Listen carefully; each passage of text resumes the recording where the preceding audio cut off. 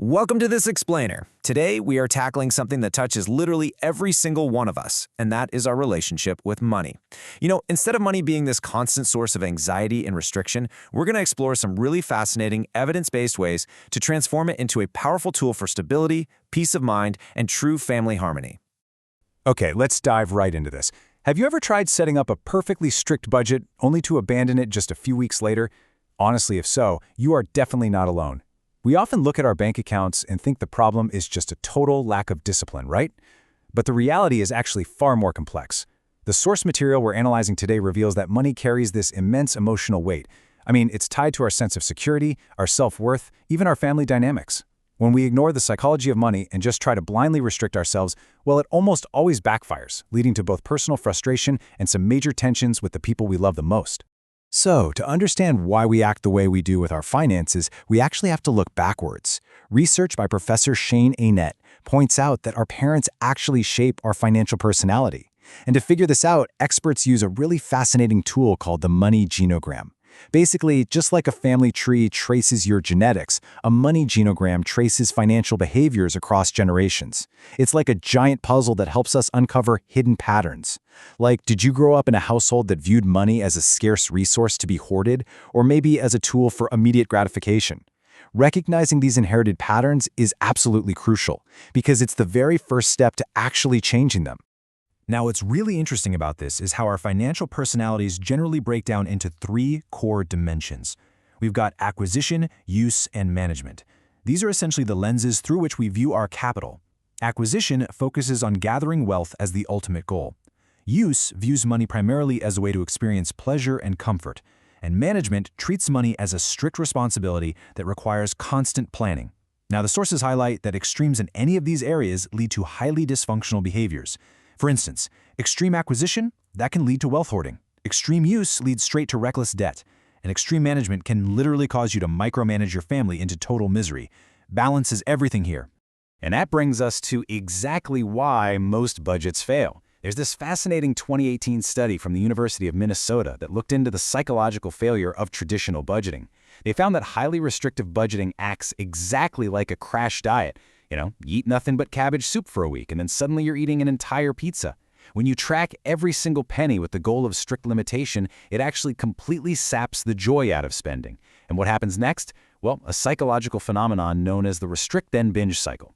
You deny yourself completely, and eventually your willpower just snaps, leading to a massive spending binge. It completely derails your financial goals and, honestly, just leaves you feeling terrible. So the crucial point is we desperately need a better system than the traditional guilt-inducing budget. Experts suggest replacing that restrictive budget with what they call a financial map. A financial map gives you a much more holistic view of your life, and the real secret weapon here is the Freedom Fund. This is a specific portion of your income set aside strictly for guilt-free spending.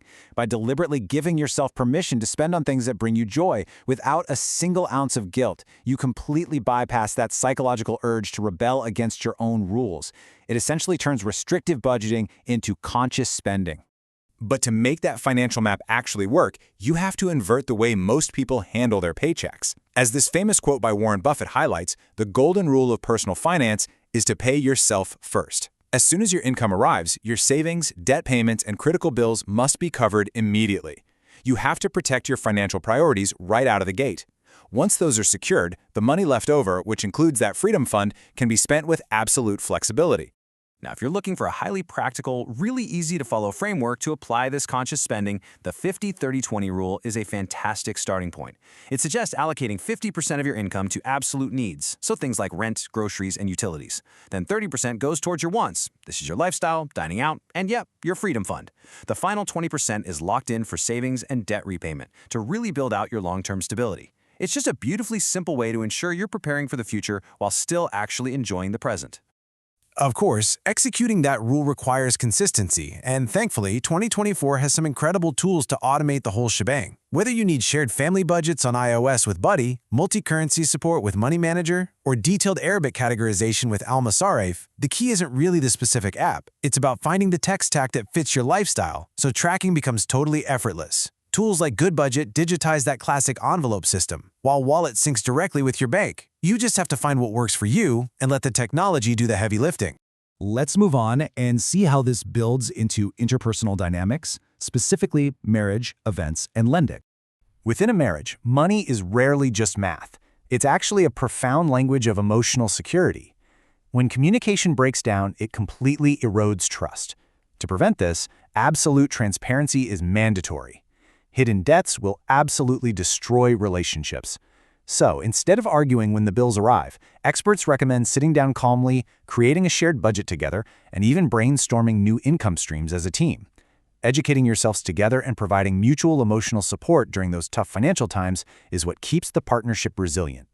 Expanding beyond the marriage, family events are totally notorious for blowing up financial stability. I mean, we all know how quickly a simple birthday party or a holiday gathering can spiral into thousands of dollars of debt, right? The key here is proactive planning. First, you need to set clear goals for the event. What is truly important to celebrate?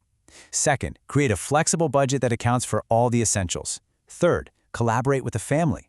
Don't be afraid to share the load or manage mutual expectations. And finally, always prepare an emergency reserve, because surprise expenses will almost certainly pop up. All right, now we transition to what is arguably the ultimate relationship tester. What happens when a relative or a close friend asks to borrow money? It's a situation completely fraught with emotional landmines. You naturally want to help out of love and compassion, but the reality is that family loans frequently lead to immense awkwardness, a weird shift in power dynamics, and unfortunately, even severed relationships if the money isn't paid back. Validating this difficulty is super important before you make a decision that could alter your family dynamic forever. And this brilliantly illustrates that the true cost of lending isn't just the money that leaves your bank account, it's the opportunity cost. According to Forbes, if you lend out $100,000 to a family member for 5 years, you aren't just risking the principal amount. If you had invested that $100,000 in the market at a modest 10% annual return, it would have grown to over $161,000 in those 5 years. That means you're potentially losing over $61,000 in wealth-building opportunity. This unseen cost is a massive factor that you absolutely must consider when assessing your own financial security before acting as a family bank. So how do we actually navigate this objectively? Well, first, consider simply offering a smaller amount as a pure gift just to preserve the relationship. If you absolutely must lend, always document the terms in writing to avoid any memory lapses later on. Crucially, you have to learn to politely say no if the loan threatens your own stability. You should only ever lend what you can afford to lose. Interestingly, an Islamic principle addressing the ethics of this exact dynamic notes that a wealthy person delaying the payment of a debt is considered an act of injustice. So setting clear boundaries really protects everyone involved. Now, all of this financial planning ultimately points toward one major goal, and that's the future. If we want to break the bad generational habits we discussed at the beginning, those inherited through our money genogram, we have to actively teach the next generation how to navigate wealth properly. Building financial awareness in kids doesn't start with complex stock market theory. It starts with age-appropriate exposure to everyday transactions. The sources outline a really fantastic progression for this. At age 3, you can simply let them hand the physical money to the cashier so they understand the basic concept of exchange. Around age 5, teach them where specific items actually come from and that goods have a cost. And by age 10, you can have them actively comparing prices between products in the grocery aisle, which helps them develop a critical eye for value and a clear distinction between a passing want and a genuine need. To really instill real-world financial resilience, parents should provide an age-appropriate weekly allowance. Basically, this is their practice money. Let them use it to buy and manage their own small needs. Crucially, you've got to allow them to make mistakes.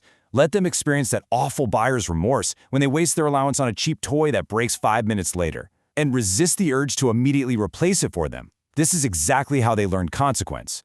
Finally, set shared family savings goals, like maybe saving up for a trip together, so they truly understand the value of delayed gratification and teamwork. The journey from financial stress to financial harmony really starts with a single conscious choice. So, I want to leave you with a powerful question. What kind of financial legacy and emotional security are you leaving for your family? Think about the habits you're passing down today. Thank you so much for joining me for this explainer, and I really hope you leave equipped to apply these concepts to your own life.